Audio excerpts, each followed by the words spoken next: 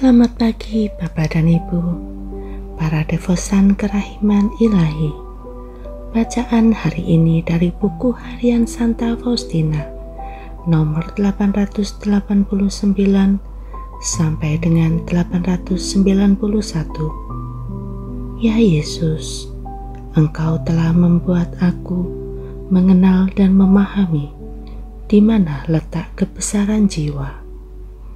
Bukan pada perbuatan yang besar, melainkan pada kasih yang besar. Hanya kasih yang sungguh memiliki arti, dan kasihlah yang membuat semua perbuatan kita menjadi besar. Meskipun perbuatan kita kecil dan serba biasa, tetapi karena kasih, semua itu menjadi besar dan hebat di hadapan Allah. Kasih adalah suatu misteri.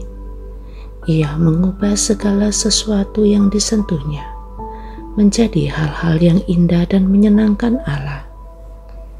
Kasih Allah membuat jiwa menjadi bebas. Kasih itu ibarat seorang ratu.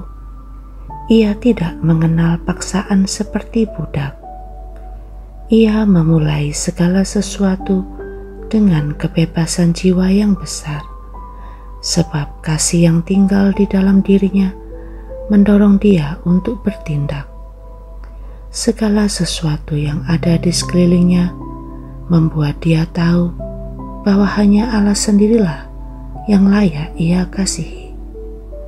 Jiwa yang mengasihi Allah dan tenggelam di dalam dia menghadapi tugas-tugasnya dengan keterbukaan yang sama, seperti ia menghampiri komuni kudus dan melaksanakan tugas-tugas yang paling sederhana dengan perhatian yang besar di bawah tatapan Allah yang penuh kasih. Ia tidak terganggu kalau sesudah beberapa waktu sesuatu kurang berhasil. Ia tetap tenang, sebab pada saat bekerja ia telah melakukan apa yang dapat ia lakukan. Kalau kebetulan terjadi bahwa kehadiran Allah yang hidup, yang ia nikmati hampir sepanjang waktu, meninggalkan dia, ia berusaha untuk terus hidup dalam iman. Jiwanya memahami bahwa ada masa-masa istirahat dan masa-masa pertempuran. Berkat kehendaknya, ia selalu tinggal bersama Allah. Jiwanya laksana seorang kesatria yang sangat terlatih untuk bertempur. Dari jauh ia melihat di mana musuh bersembunyi dan siap menggempur. Ia tahu bahwa ia tidak sendirian. Allah adalah kekuatannya. 21 Januari 1937. Hari ini sejak pagi-pagi buta, aku telah menyatukan diri secara mengagumkan dengan Tuhan. Pada petang hari, pastor rumah sakit mengunjungi aku. Sesudah kami berbicara sejenak, aku merasa rohku mulai membenamkan diri dalam Allah. Dan aku mulai kehilangan semua daya indraku terhadap apa yang terjadi di sekelilingku. Dengan sungguh-sungguh, aku mohon kepada Yesus, berilah aku kemampuan untuk berbicara. Dan Tuhan memberiku kemampuan untuk berbicara bebas dengan Dia. Tetapi ada suatu saat di mana aku tidak dapat memahami apa yang dikatakan oleh imam. Aku mendengar suaranya, tetapi tidak mungkin bagiku untuk memahami dia.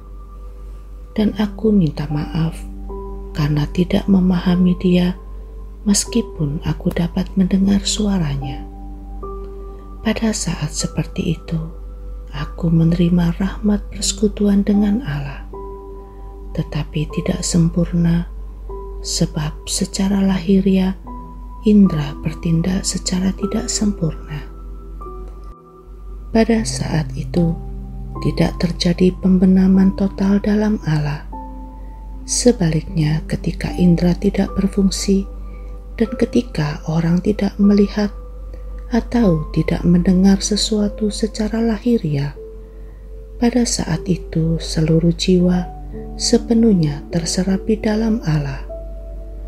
Ketika rahmat seperti itu terjadi atas diriku, aku ingin sendirian, dan aku minta kepada Yesus untuk melindungi aku agar tidak dilihat oleh ciptaan. Aku sungguh sangat malu di hadapan imam itu, tetapi aku sungguh diyakinkan sebab dalam pengakuan dosa ini ia mengenal jiwaku meskipun hanya sedikit. Yesus, Engkau andalanku.